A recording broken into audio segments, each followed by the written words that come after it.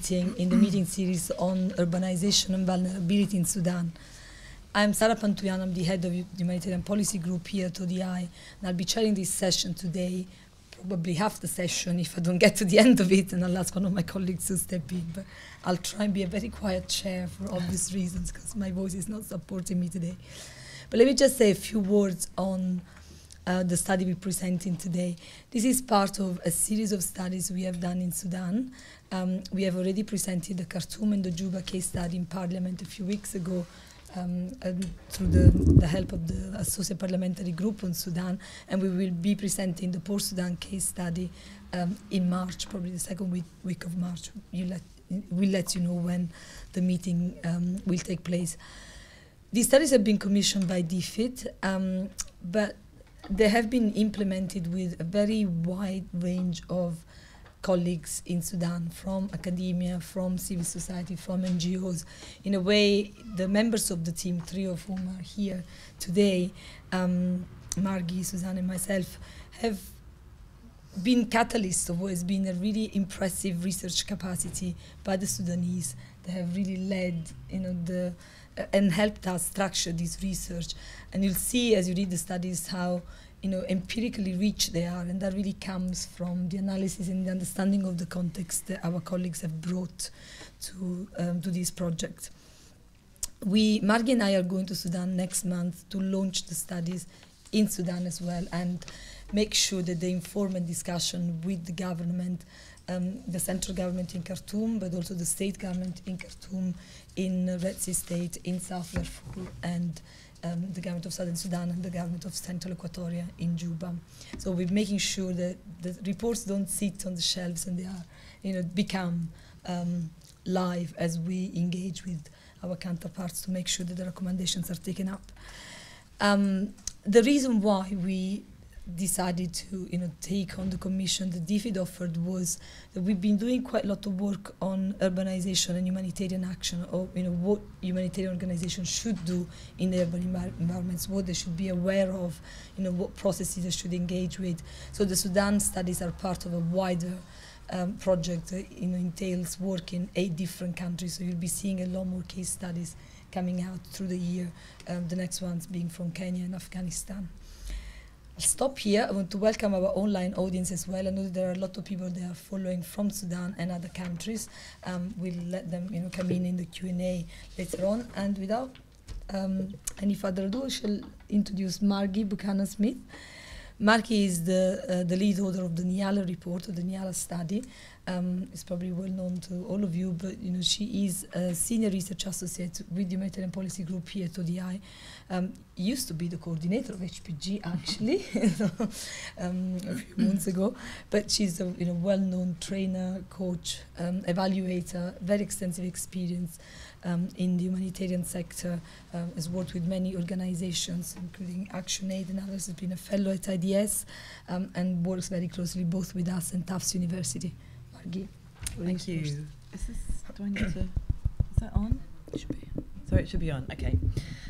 So thank you very much, Sara.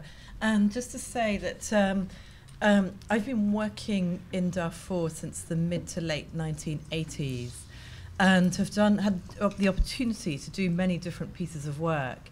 And I would say that this actually was one of the most fascinating, trying to understand what's happening in terms of Darfur's changing settlement patterns and what's happening in terms of urbanization. It just seems like such an incredibly important topic. It is about the future of Darfur. And so in many ways I felt quite privileged to be able to lead the team. And as Zara has said, we're hugely indebted to our Sudanese colleagues for enabling us to get many of the insights that we did get during this study. So I definitely want to pay credit to them. And their names are on the front of the report. Is that the report just there? Yes. Yeah. It is. So if you want a hard copy of the report, they're just there. And the names of all the team members are there. Yeah, this was one of 4 case studies. And there were a number of questions that were kind of driving this work. So first of all, what are the drivers of urbanisation? What are the consequences and also the implications of very rapid urbanisation, that we're seeing in all 4 cities that we looked at in Sudan. And how can international aid best engage with this rapidly changing settlement pattern? This is becoming a very rapidly outdated map of Sudan. But many people here know very well where Nyala is, but for those of you maybe less familiar, just a reminder of where it is in South Darfur, so in the west of the country. In terms of what I was going to talk about today, very briefly, I want to say something about the history of Nyala, but very quickly to move on to some facts and figures about Nyala today. Briefly, something on the consequences of rapid urbanisation, and then really what I want to focus on is the urban economy and urban livelihoods. I'll touch on land issues and then finish up by talking about the policy context and the implications for the international aid community, with some suggested way forward, which I hope will lead us into a discussion with our 2 discussants. So, moving on to a very brief history of Nyala. Nyala was settled in the late 19th century, of plentiful supplies of water from Wadi Nyala. There was a number of sort of periods of growth. In the 1930s, it grew as an administrative and service centre. This was obviously during the colonial administration. In the 1950s, the arrival of the railway in Nyala really heralded a period of rapid economic growth and commercial activity as traders from central Sudan connected more with Nyala, moved to Nyala. And by the early 1970s, the population was around about 60,000. Now, in a sense, this was a period when the pull factors of growth really drove the urbanisation process, slowly, organically, fairly steadily. Then I think from the 1970s onwards, we see something slightly different. So this is when the push factors really come into play. So in the drought of the early 70s and the mid-90s, there was drought-induced displacement, which caused the city, well, the town, couldn't call it a city then, caused the town to grow.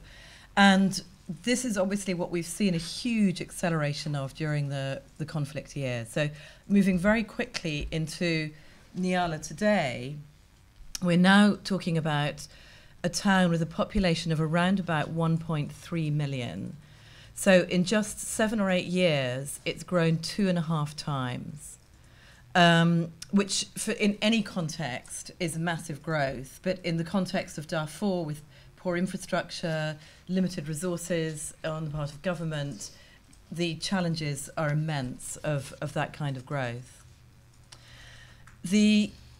And this is very much to do with displacement during the conflict years. And if you take account of the IDPs living in the camps around Nyala, close to Nyala, in Nyala, then there are estimates of the population that put it up to 1.6 million.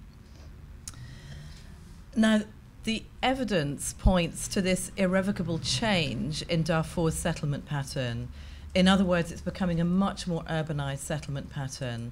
And the reason for saying that is because it's highly unlikely that the majority of IDPs are voluntarily going to return home. There haven't been any surveys done of IDP intentions, although it's hugely needed in many ways.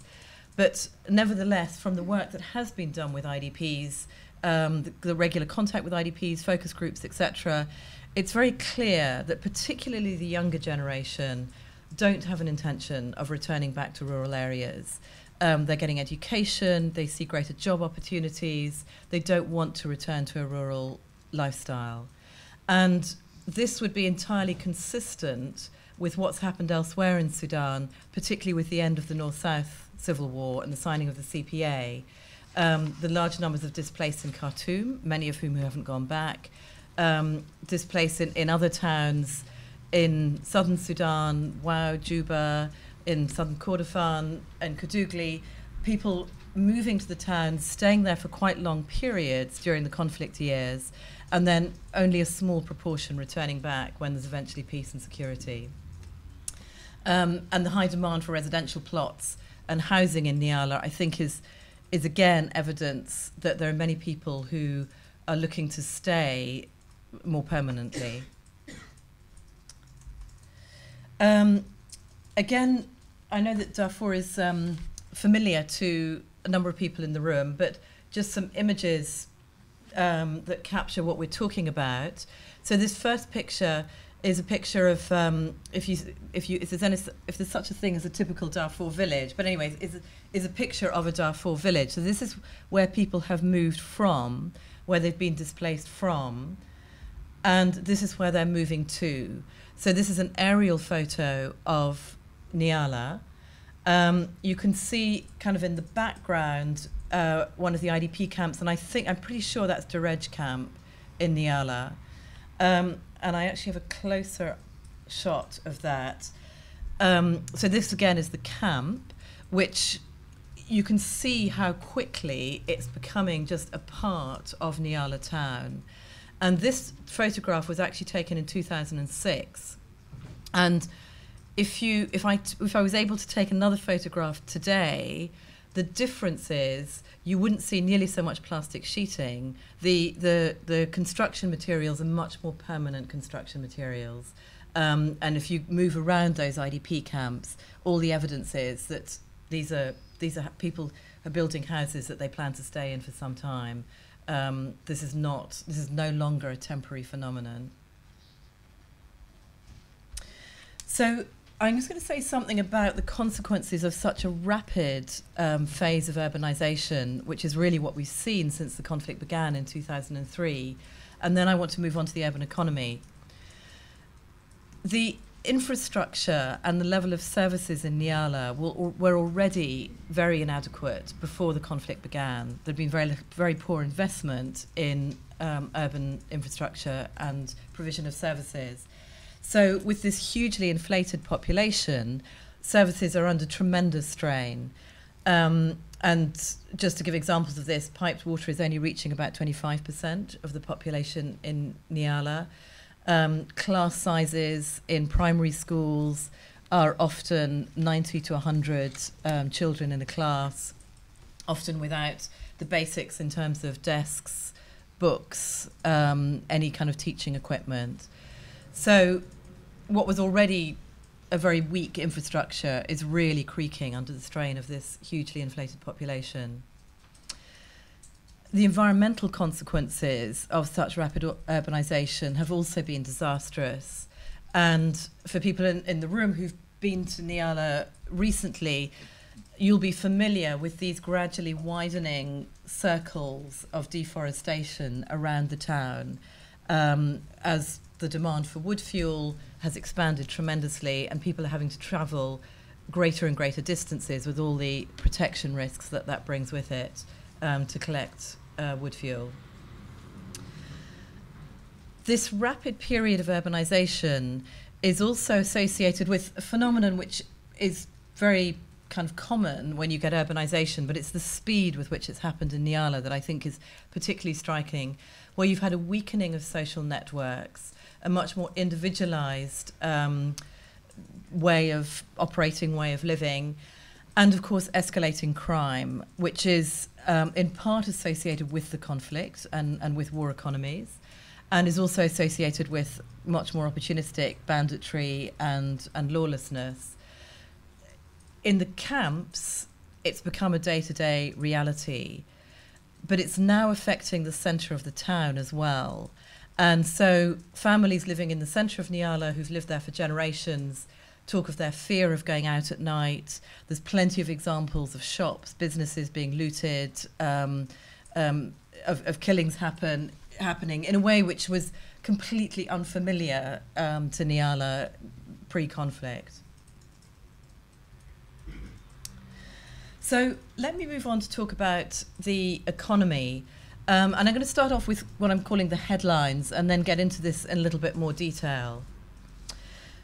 So Nyala, the urban economy of Nyala has always been strongly associated with the rural economy of South Darfur. And again, as many of you know, South Darfur is the most productive of the 3 Darfur states in terms of agricultural production, groundnuts, millet, sorghum, sesame, gum arabic, and in terms of livestock production. And Nyala has historically been the main trading centre for the whole of Darfur. What's one of the things that we found out in doing this work, and I should just mention that we did the field work for this study in March, April last year, 2010. And one of the things that I found absolutely staggering was how Nyala has switched from being a net exporter of predominantly agricultural and livestock products to being a net importer. And I'm going to say a little bit more about that and what it's importing in just a minute, but that's a really significant switch. The urban economy is artificially stimulated by the huge international presence. There are thousands of peacekeeping troops, there are hundreds of aid workers, there are a large number of aid agencies. But in many ways, it's a slightly distorted impact on the urban economy, and I'll say a little bit more about that in a minute as well.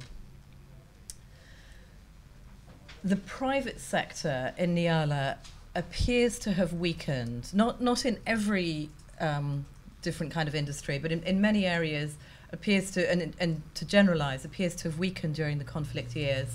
And there's an increasing domination of traders and business interests from central Sudan. It's politically risky for many Darfuri traders and business people, and a number of them have chosen to work as agents for business interests in central Sudan to give themselves more protection. The other thing that was very clear were the close links between economic activity and political power in Nyala, and that's elaborated a little bit more in the report. And so even though a visitor to Nyala could easily be struck by this apparently booming urban economy, I think it's really important to be aware that it's booming in certain sectors of the economy. So there's a construction boom, metal workers are enjoying kind of a booming trade. There's market gardening on a scale that never existed before, dairy farming. But there are other sectors of the economy that have really contracted, and trade in South Darfur's traditional crops and livestock products have really contracted. And by no means is everybody engaging in the growth in the urban economy. So I'm calling that the kind of headlines to give you the overall picture. And let's look a little bit more detail. So how has this happened? What's actually at play here? So first of all, the collapse of agriculture and livestock trade I've already mentioned, as agricultural production has fallen, as livestock production has fallen with the insecurity, with the displacement. But let me say a little bit more about the distorting impact of the very large international presence, because I don't think this has been given very much attention.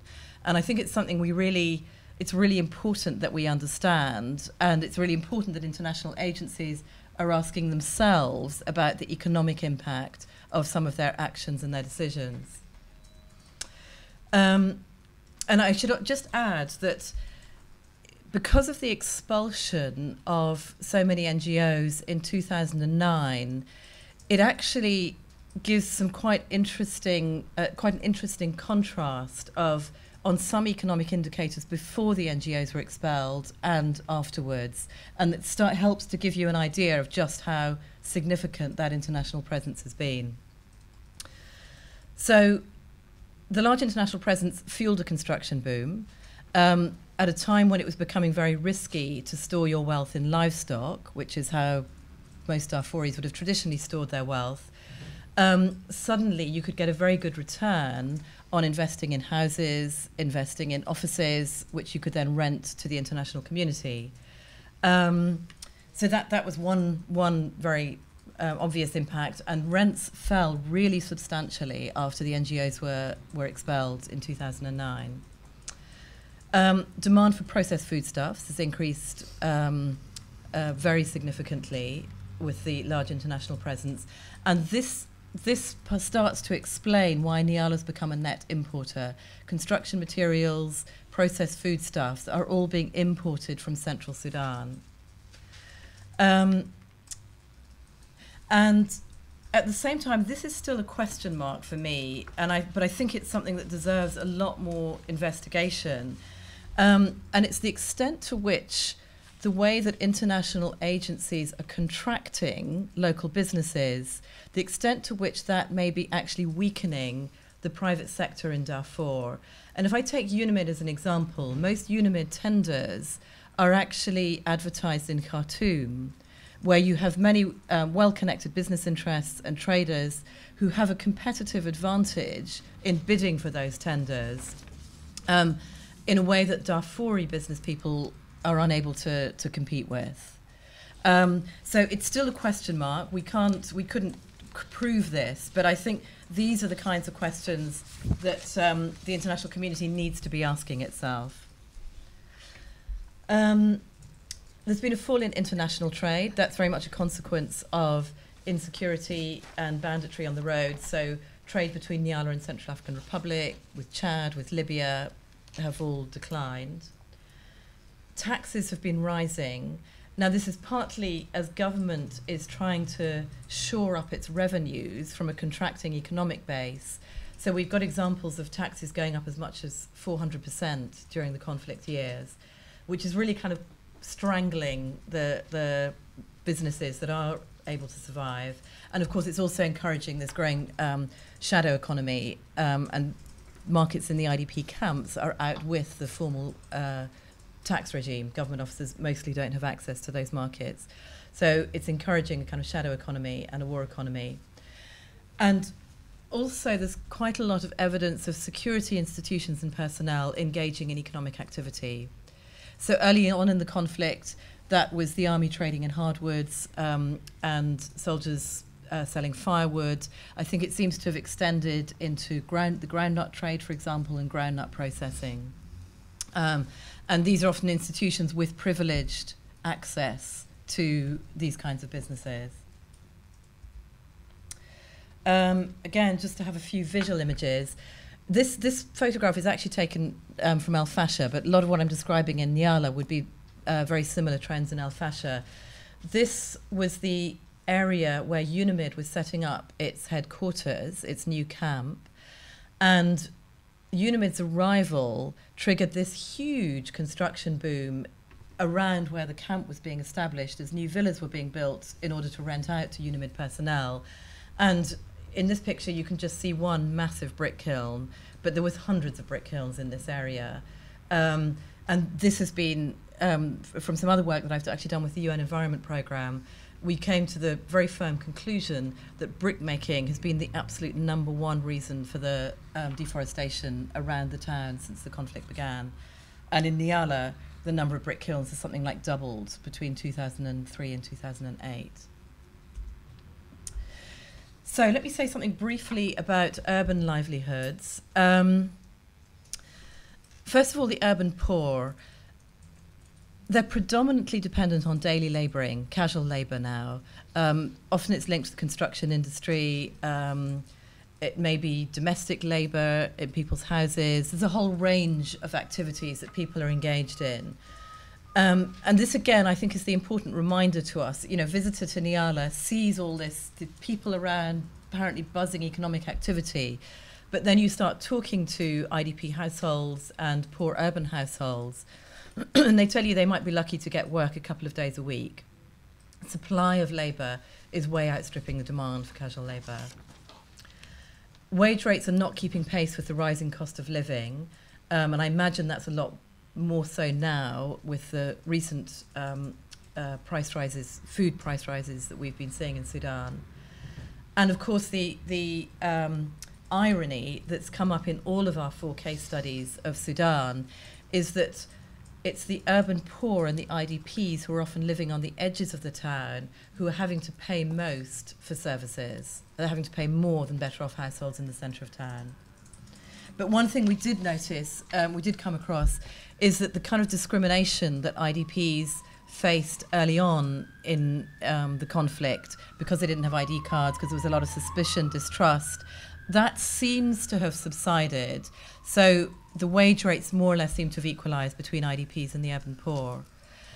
And the other thing I wanted to draw attention to is the brain drain of the better off and the professional classes. And this was something else that was very striking, particularly when families, when their children reach secondary school level, the secondary school education in Darfur has deteriorated to such an extent that if you can afford to, you take your family to Khartoum.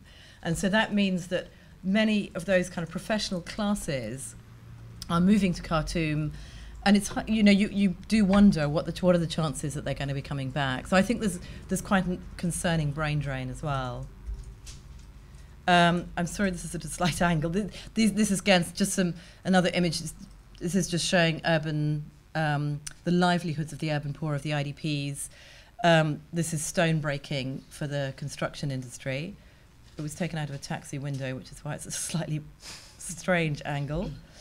And this is petty trading. This is IDP women selling food aid, another source of livelihood. I'm going to touch on this very quickly so that we have a chance to say something about the policy context. Land issues. So one of the things that's happened during the conflict years is the demand for residential land has completely overwhelmed the system for allocating land in Nyala. So land prices are soaring. In some parts of Nyala, land prices have gone up 10 times since the conflict began. There's been a failure to compensate some farmers for the loss of land in relation to IDP camps. I was slightly shocked to find that this was also the case with the UNIMED camp. Farmers have not been compensated for land that was taken to establish the new UNIMED camp. It's harder for women than for men to secure land rights, which is got serious implications with so many women-headed households. And the government has recently introduced a new policy whereby IDPs in Nyala are being offered land, but only if they give up their ration cards and their IDP status. And they're often being given land with quite insecure tenure. So it's quite a deeply unpopular policy with many IDPs. The policy context. I think the first thing to say, and here I'm really talking about government policy, is the extent of the rapid and distorted process of urbanisation is not really being fully acknowledged yet by government, and nor by parts of the international community. So what we have in Nyala is a highly ambitious master plan that was, work started on that in the mid-1990s. It was published in 2008. But only people are only really aware of it in the last sort of 12 to 15 months. It plans to turn Nyala from what has grown quite organically into a very modern city with multi-storey buildings, with ring roads, with shopping malls. But it pays no attention to how Nyala has actually changed during the conflict years. So there's no mention of the IDPs. There's no mention of how the population of Nyala has already grown. So in some ways, it's already quite a hypothetical document. And it's also been done in quite a top-down way. So there's been very little involvement of local people, very little consultation.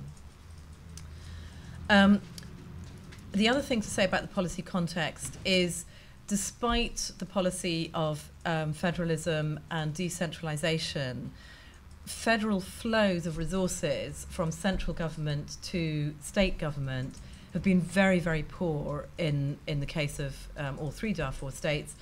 But the consequence in Nyala is that you've got state governments with very weak financial capacity, so they simply don't have the resources to invest in services and anything like the extent necessary. And the consequence of emergency laws means that where money is allocated to improving urban infrastructure, then very often that money will actually be siphoned off to meet security priorities instead. Government policy has been very much focused on returning IDPs to rural areas, but this appears to be at odds with what we know of IDP intentions, despite the fact there haven't been full surveys done.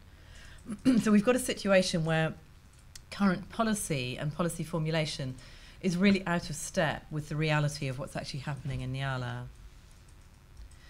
Now, if we turn to the international community, their engagement in Nyala has been predominantly humanitarian, focused on service provision, mainly to IDPs.